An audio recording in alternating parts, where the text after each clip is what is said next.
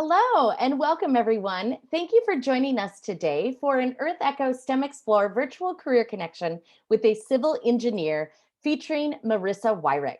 My name is Casey and I'm a programs manager at EarthEcho International.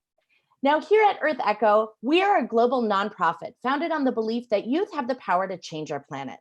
We reach more than 2 million people in 146 countries, and we provide original content, immersive experiences, and trusted resources to empower young people to become leaders and problem solvers in their communities and around the world. Today, we are joined by one of our exceptional youth leaders, Haley, and she's going to help to moderate tonight's event. Now, Haley is a 19-year-old science student at the University of Melbourne, Australia. And at this university, she is hoping to major in ecology and evolutionary biology with a side focus of zoology and environmental politics and management. Recently, Haley's environmental conservation efforts were recognized in the 2017 Margaret Andrews Memorial Prize for Leadership and Citizenship. So, Haley, go ahead and take it away. Thanks, Casey. We are so excited to have students from all over the globe joining us as we learn about exciting and sustainable careers in science, technology, engineering, and math. This lab event is part of STEMExplore, EarthEcho's program that brings inspiration to life by telling stories of dynamic female professionals in STEM careers during live virtual career connections. We want to thank our founding sponsor, United Technologies, for their support of women in STEM. Just a reminder that you can send in questions anytime via chat, and we will break throughout today's presentation to answer your questions. Feel free to start typing questions in the chat space or on YouTube or in the Q&A section of the Zoom feed. We'll be sure to answer those questions as we go along. So I'd like to welcome today's STEMExplore mentor, Marissa Wyrick. Marissa, can you tell us a little bit more about what you do? Hi, everyone. So I am a civil engineer in Austin, Texas. And real quick, does anybody here know what a civil engineer is? Yeah? Okay. So that's okay, because to be honest, I didn't know what a civil engineer was until I actually started taking engineering classes in college. So it's perfectly fine not knowing at this point. Okay, so when I was in college, I actually started exploring what kind of engineer I wanted to be. And I was just trying to figure out what I liked. And I had heard all this noise about joining a student organization. So I actually joined the Society of Women Engineers. And while in the Society of Women Engineers, or SWE for short, I was able to become the leader of this team. So I had volunteered to be the leader of this team. And we had to build this medieval device for a competition. Does anyone kind of have an idea of what it is we built, or maybe what this medieval device was used for? Was it some kind of torture device? No, it was not. This was in college, so it was completely PG. But I actually have a really cool video for y'all, so you can kind of see what it is that me and my team built. 3, 2, okay. 1, go.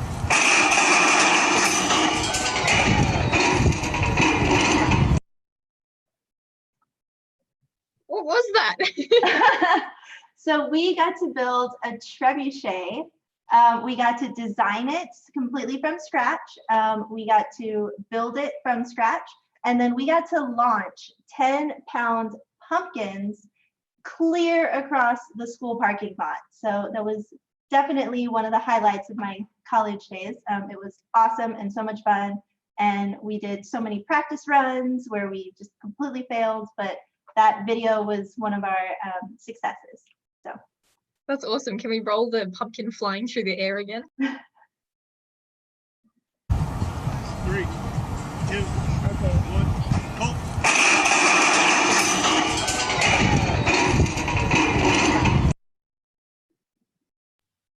That's awesome. So apart from lobbing giant orange vegetables through the air, can you tell us a little bit more about what a civil engineer does? Yeah, so civil engineering is a really wide net. It includes a lot of specialized departments, I guess, in civil engineering. So some of the stuff that you can do as a civil engineer, that you could specialize in, I guess, as a civil engineer, could be roadway design or utility design, such as your water and your wastewater utilities, your electric utilities, conduit that runs underground. There's also wastewater and drainage. That's a big part of civil engineering. And pond design, of course. You can design dams, you can design bridges. So there's a lot to it. You can do a little bit of everything, or you can choose to specialize in one thing or another. I actually work in land development, which means that I get to do a little bit of everything. And I actually love that about my job.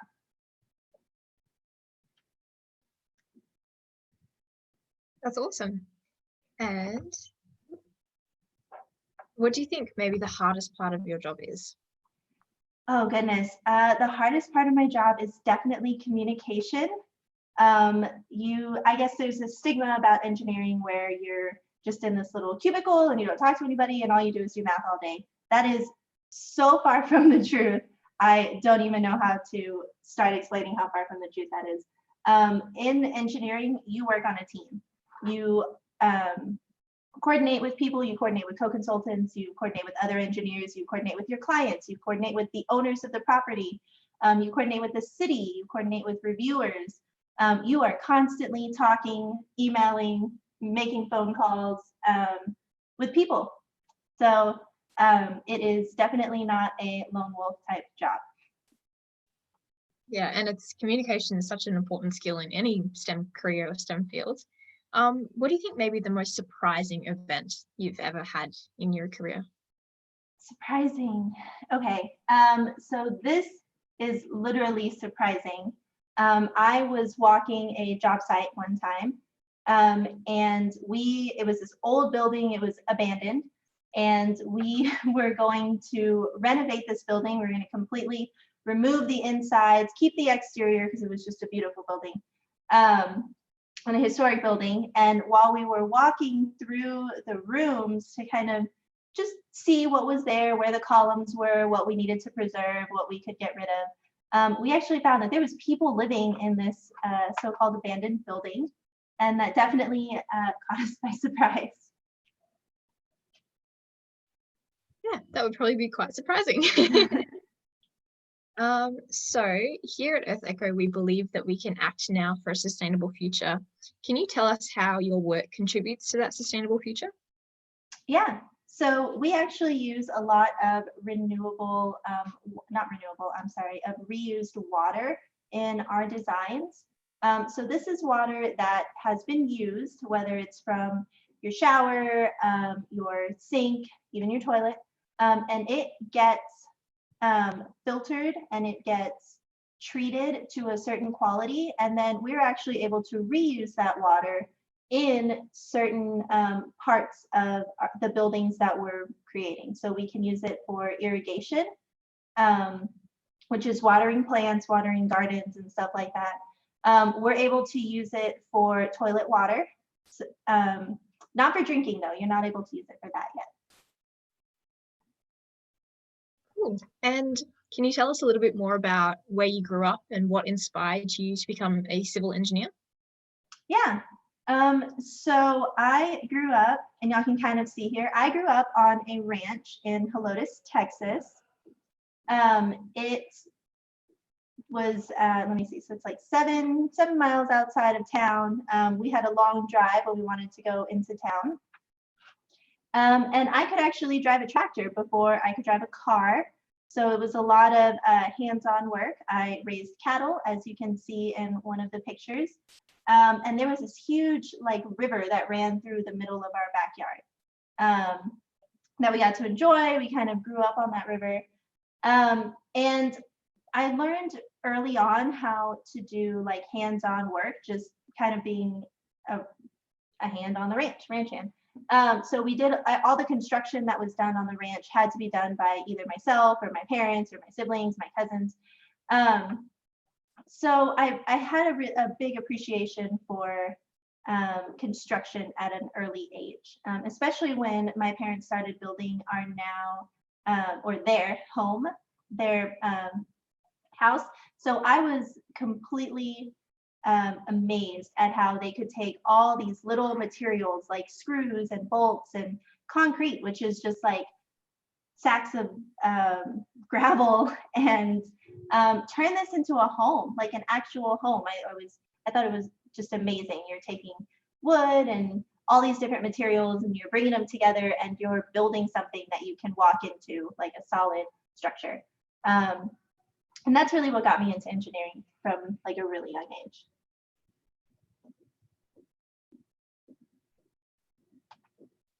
Awesome. And what was your sort of journey through school, and have you traveled? Like, were you able to move around many different locations? Yeah, so I didn't travel that much for school. I actually went to school at the University of Texas in San Antonio, which was about a 45-minute drive for me from the ranch, not too bad. So I didn't travel that much, but I did participate in a couple programs in college that allowed me to travel with research, which was a lot of fun. I also participated in a couple engineering programs when I was in middle school that I really enjoyed. As you can see here on your slide, there's the two bottom pictures are my team when I was in middle school, and I went to this program called the Pre-Freshman Engineering Program, where we got to go onto college campuses and take engineering classes that kind of exposed us to what engineering was. We got to do experiments, and it was all sorts of engineering. It wasn't just civil engineering based. So we did a lot of stuff that wasn't really tailored to what I do now, but that did help me in deciding what I wanted to do when I grew up. So definitely appreciate kind of getting to do a little bit of everything. And STEM is such a big field to begin with. But the top picture is actually when I got to go back and be a mentor in the same program that I attended when I was in middle school. So I thought that was really cool. And you can kind of see how the program has grown. In the bottom picture, there's just maybe 20 of us. And in the top picture, that has just doubled, even tripled. There's so many more people in this program.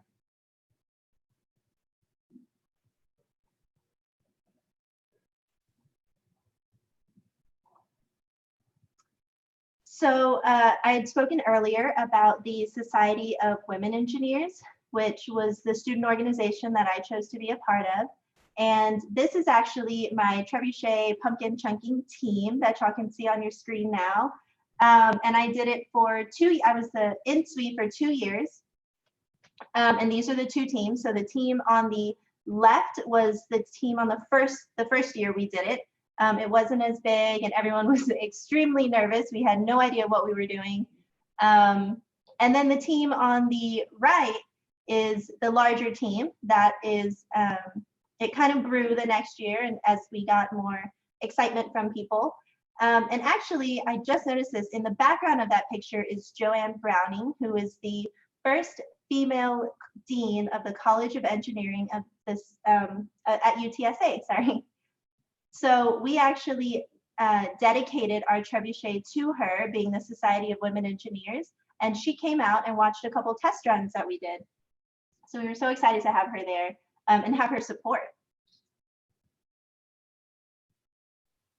Yeah, definitely. So this is all part of your SWE team, this program. So what did that actually entail? Was it a program where you had to design something and then construct it and there was a reason for construction, or was it just to sort of see what you could do and have some fun? Yeah, so that particular team was just for the design and the construction of the trebuchet, but the Society of Women Engineers as a whole is a international organization that really is tailored towards helping women in STEM and engineering. They have yearly conferences where they get thousands of women together, and we just kind of build off of you know, what women in the past have established. We learn new things, we get to talk to other women, and it really helps. Like it's it's it's hard being able to balance work and your personal life and then being a woman. So it really helps to have someone there to talk to, someone who went through what you're going through or is going through what you're going through. And then, I mean, you're also able to share the knowledge that you have to the next generation.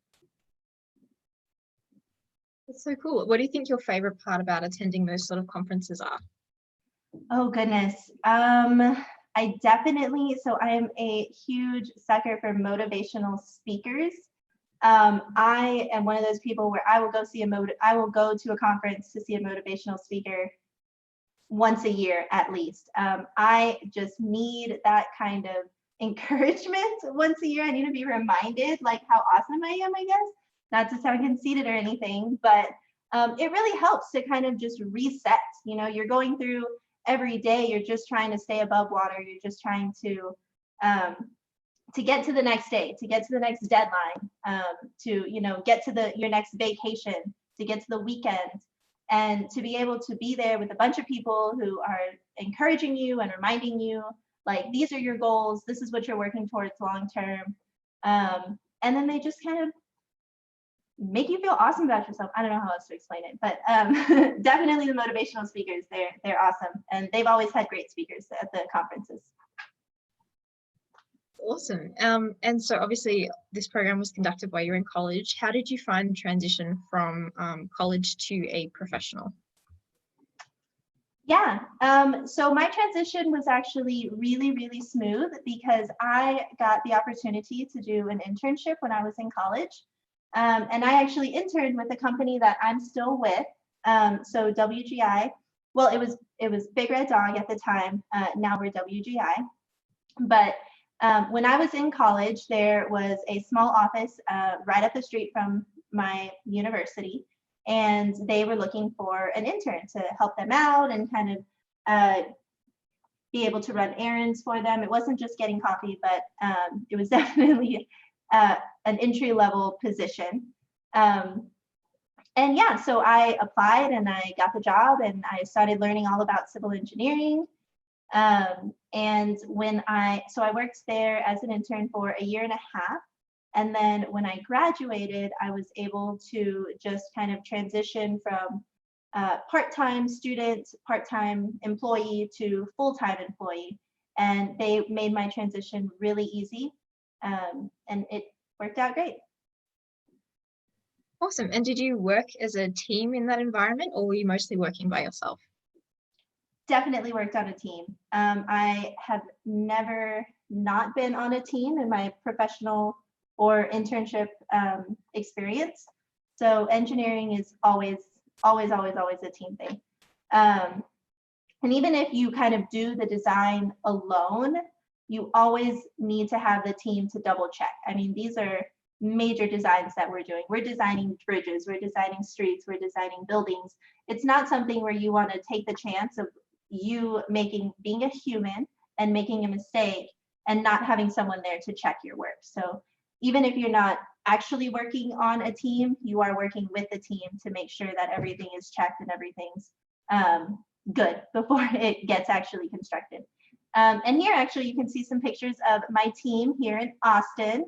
I have a great team, and we got to go out on a site visit actually. So that's where the picture on the lower right-hand corner, I guess, is from one of our site visits for this project that we're building here in Austin. And then the one on the left is actually me and my project engineer going over some plans. Awesome. So you mentioned you have a project engineer, and obviously you're a civil engineer. Is your team made up of just civil engineers, or does everyone sort of have a different role? So we have a bunch of different roles. My team right now is made up of 5 people. I am actually now a project engineer, and my project engineer has moved on. We have a project manager who does a lot of the consulting with the clients, because that alone is a full-time job. You need to have a bunch of open communication with your clients, letting them know exactly what you're doing, when you're doing it, and letting them know that their money is being well spent. So we have a role specifically for client management. And then we have another role for the engineer, the project engineer. And this is what I do. This is the person who's doing the, I guess like the calculations, the design. And then under or with them, you have your designers. So the designers are the ones that do the CAD work, and they actually make it come to life on the computer. So I can do hand calculations all day long. I'm not that great at putting stuff in the computer and making it 3D. They do some really cool stuff with these programs nowadays that I'm going to give you a piece of paper and you just make it pretty. And then we also have our EITs, which are engineers in training. And it's exactly as the title goes. These are up and coming engineers that are learning all of the design, they're getting experience.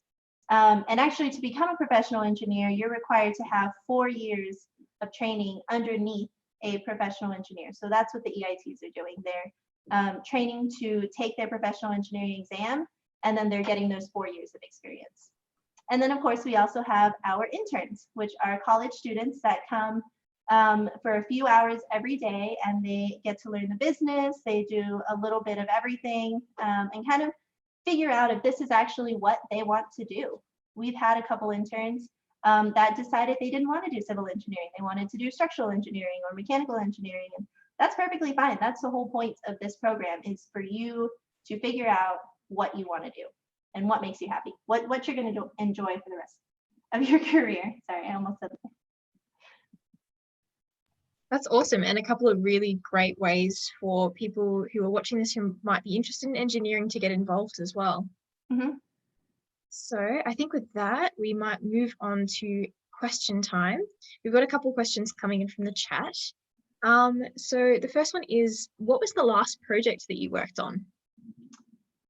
Last project I worked on. I actually have a lot of projects going on at once. The last project I worked on right before I walked into this room was actually this high rise in the middle of downtown Austin. And I'm actually really excited about that one. It's this weird tract. It's actually a triangle tract, but we're building a let me see the right word, it's going to be a mix of like commercial and like restaurants and a whole bunch of stuff like that. So we're excited. I'm excited about it. And that was physically the last project I worked on, but I have a whole bunch of projects going on right now. Awesome. And following on from that, what is the coolest project you've worked on? Coolest project I worked on was probably my first project ever. This was back in San Antonio when I was still working over there. I actually got to work on I got to redo an old drive-in movie theater. And it had been abandoned and it wasn't being used.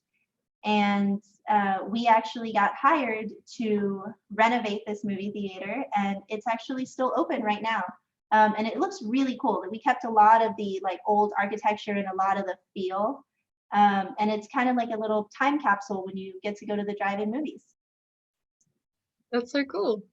And besides San Antonio and Austin, have you worked on projects in any other parts of the state or the country, or even internationally? Yeah, not internationally. I would love the chance to do that, but unfortunately, my license is only valid in the state of Texas. So in the United States, you're required to get a license for every state that you work in.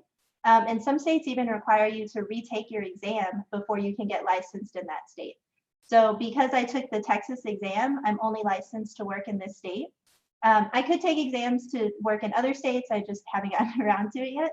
But I have done work all around the state. I've done work in San Antonio and Austin. I have a project in Georgetown right now, which is just north of Austin.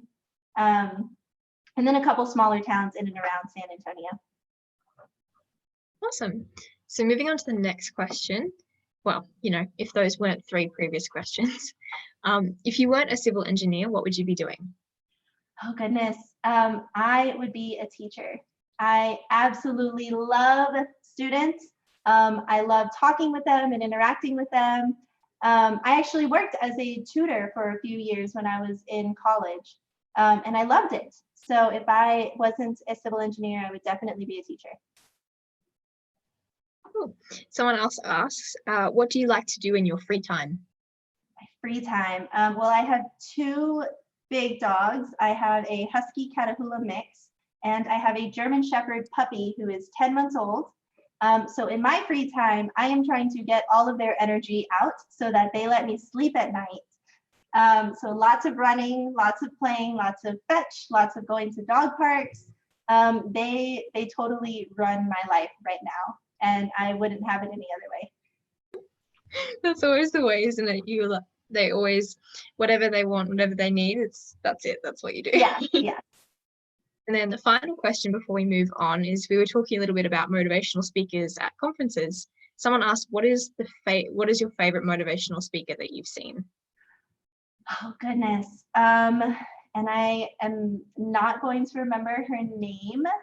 I can see her, like if I close my eyes, I can see her, I can describe her. I know she was wearing a blue dress. And I just, for the life of me, cannot remember her name. But she actually had us do vision boards, which I think was really what caught my attention, was doing this vision board, because I've always been one of those people where I write down my goals, and I write them on my bathroom mirror, and I look at them every day, and I just remind myself constantly what I'm working towards. But to actually see those goals is completely different than having to read them off your mirror or read them off a piece of paper every day. So I still have that vision board. It's hanging up in my closet right now. I'm working towards it. I'm checking off every picture as I accomplish it. But yeah, I thought that was definitely one of my favorite activities, is creating vision boards. And I highly recommend it for everybody. If you haven't created one, you definitely do. It doesn't even have to be like a far off vision board, like a 20-year vision board. You can do a 1 year, a 5 year, a 10 year, 15, whatever you want to do. Yeah, definitely. I feel like in STEM, and for any profession or any hobby or any goals, I feel like it's really important to not only write them down and have something to work towards, but have little steps so you can celebrate the small victories as well. See, like something like that. That's wonderful. Yeah, definitely.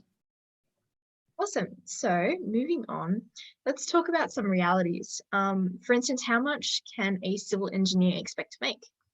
Yeah. So the national salary for a civil engineer is $85,000. Of course, this varies between your level of experience, your location. So I know the cost of living in some places, say like New York, the cost of living is a lot higher than the cost of living in like a smaller town in Texas. So that your salary will range based on where you live on your region, and of course of your expertise.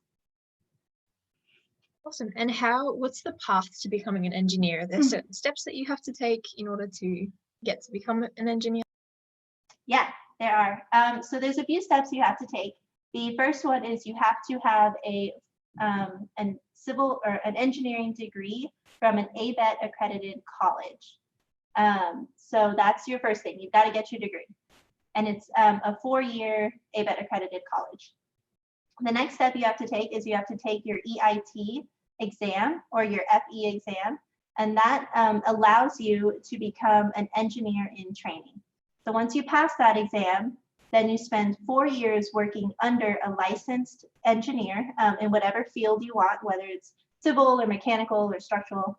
So you spend 4 years training under a licensed engineer, kind of like your residency.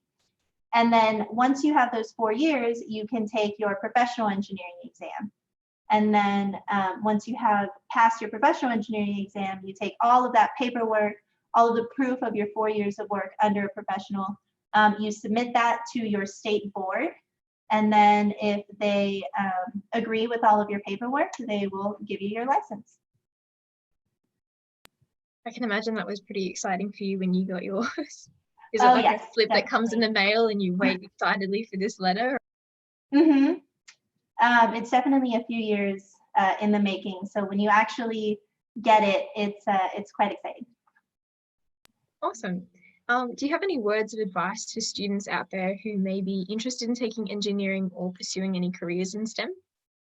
Yeah, the biggest advice or the best advice I can give you is don't give up. I failed a lot in school, and I have failed a lot in my professional career. But don't let it get you down. Don't let it discourage you. You know, it took me a whole extra year to graduate college. And that happens a lot. You know, it's a common thing. Not everybody graduates in 4 years. Life happens. There's things that come up where you have to maybe take a semester off, or, you know, you just have to, you know, go to work for a semester to pay for tuition for the next semester. But don't let that stop you. You know, be persistent, keep going, you're going to get there. And with the exams too, I actually had to take my professional engineering exam twice. And that's just because, well, I don't know, probably because I didn't study good enough for the first time I took it, but don't let that discourage you. You can do it. You can get there. Yeah, absolutely. I mean, I'm only, you know, a second year university student, but even my plans, you know, it does feel like you're on a highway. All of a sudden you're driving straight at, you know, 100 miles an hour, and then suddenly you veer off to the side and end up in a completely different direction. Mm-hmm. But I think, yeah, as you said, it's really important to just keep powering forward and know that your path may change, and that's okay. Yeah. So I think we might move on to another round of questions. Okay. So we've got some more questions coming in from the chat as well. So the first question is did you have to do any additional volunteering or internships, and were they paid? So I only did the one internship, and that was with the company that I'm with right now. It was paid. Some internships are not, but I think a lot of them are. The volunteering, though, I did not have to do extra volunteering, but I highly recommend it. I, to this day, volunteer as much as I can. Volunteering is a great way for you to kind of get out of your head, step out of your mind, your little world, and see, you know, how everyone else lives. And it doesn't even have to be like volunteering building houses. You can go volunteer at the pet shelter, and it's amazing how those animals just make you feel so good. Yeah, definitely. I can agree with you there. And how did you find? Don't bring them all home. No, I don't. That's why I can't work at a pet shelter. I would just end up I'd come home with 50 puppies and all of the cats, and it wouldn't end well. But how did you find that internship job in the first place? That's a really good question. I know it's really hard finding an internship. I had actually applied to a lot of places, a lot of big companies that everybody's heard about, where getting an internship there is very competitive. Those were all the ones I applied to. And it's sometimes those are great. If you get one of those, it's great. Definitely take it. But sometimes you want to look at like the smaller firms that aren't as big, because they're able to give you a more one-on-one opportunity, and you're able to work in smaller teams. The CEO knows your name. So I highly recommend looking at those smaller companies that maybe aren't as popular. They might not pay as much, but the experience will make up for it, hopefully. Absolutely. I think that's a really good place to start as well. Someone else asks, are there any other areas of engineering that interest you? Yeah, so when I was in school, I actually thought I was going to be a structural engineer. I was dead set on it. This is what I was going to do. This is what I thought I was going to do when I was even younger, just because of, like I had mentioned, when my parents were building their house, I loved the whole process, and I was convinced that I was going to be a structural engineer. And then I took my first structural class, and I realized that it was not for me. But yeah, I feel like through college, I was really interested in little aspects of every different type of engineering. And civil engineering was just the one that had the most check marks for me, that I liked it the best. Awesome. Someone else just quickly asked, what's the difference between an engineer and an architect? So I had actually gotten this question at one of my previous presentations, and I felt like I did not answer it correctly. So I have been preparing for this. It has been going through my head. It's one of those things where you you didn't answer it the best you could have, and you are just waiting for someone to ask you that question again so you can fix it. So an engineer does the design. So they do all of the, not all, but they do a lot of the calculations for the design. They decide the slope. They decide, so like say we're designing a building. The engineer will design the grade of the grounds coming out of the building. They'll design the sidewalks. They'll design the parking spaces. And then an architect really focuses on like the facade of the building, the interior of the building. They make it personable. So they think about stuff like, well, if you're walking out, exactly. So they think about stuff like if you walk into the kitchen, what if the, you know, the cabinets, the refrigerator, the way it's laid out, they really focus on that kind of design. And they make things beautiful. So we actually work a lot, civil engineers work a lot with architects because we kind of need that, we need both of them. We need to work together. I cannot make something pretty, I make it functional. And I need them to take my designs and actually make them something that people are going to look at and say, oh my goodness, that is a beautiful building. Of course, because what's the point of having something that works if people don't want to come and interact with it and look at it? Exactly. But you get all the important calculations so it doesn't fall on someone's head. That's the main thing. Yes. So it's a mix of both, and we need each other. We really do. We depend on each other a lot. Sounds like there's a good yin and yang balance. And the final question for tonight, what's the name of the theatre that you worked on to refurbish? It was the Mission Theater in San Antonio. The Mission Drive-In. Yes, this is the one. That's so cool. I've always wanted to see one of those old-fashioned drive-ins. Well, if you ever find yourself in San Antonio, you should definitely go to this one. Awesome. So just finally, before we start to wrap up, do you have any last thoughts or advice for anyone out there who might be watching? Yeah, just like I had said before, even if you fail, don't let it get to you. Everyone here has failed. Everyone here is human. And that kind of just comes with being a human, I guess. So don't let it get you down. And a great way to wrap up our presentation, I just want to thank and give our STEMExplore mentor, Marissa Wyrick, a huge thank you for giving up her time this afternoon to talk to us with some great words of advice for anyone who might be watching. So thank you for coming on board. Stay tuned to earthecho.org to find out more information about all of our exciting programs, including upcoming virtual events just like this one. We are also so excited to announce a brand new STEM competition from EarthEcho International, the EarthEcho Challenge. I'm Philippe Cousteau, and I am so excited to announce the latest program from EarthEcho International. It's called the EarthEcho Challenge, and it's a new way for students to protect biodiversity and get the funding to do it. The EarthEcho Challenge empowers teams of middle school students to explore their community, identify threats to local species, and then submit an idea for a project that will help to restore a healthy ecosystem. 10 finalist teams will join EarthEcho International in Washington, D.C. to present their ideas, and the top 3 teams will be awarded grants to turn their project into a reality. Go to ourechochallenge.org and join our STEM competition by submitting your plan to change the world. So yeah, visit our website to submit your plan to save the world. The deadline for the EarthEcho Challenge is March 22nd, 2020. And also make sure to stay connected with EarthEcho on our social media channels. Thank you again to our wonderful STEMExplore mentor and to United Technologies for their tremendous support of this program. On behalf of EarthEcho International, thank you so much for joining us and keep exploring.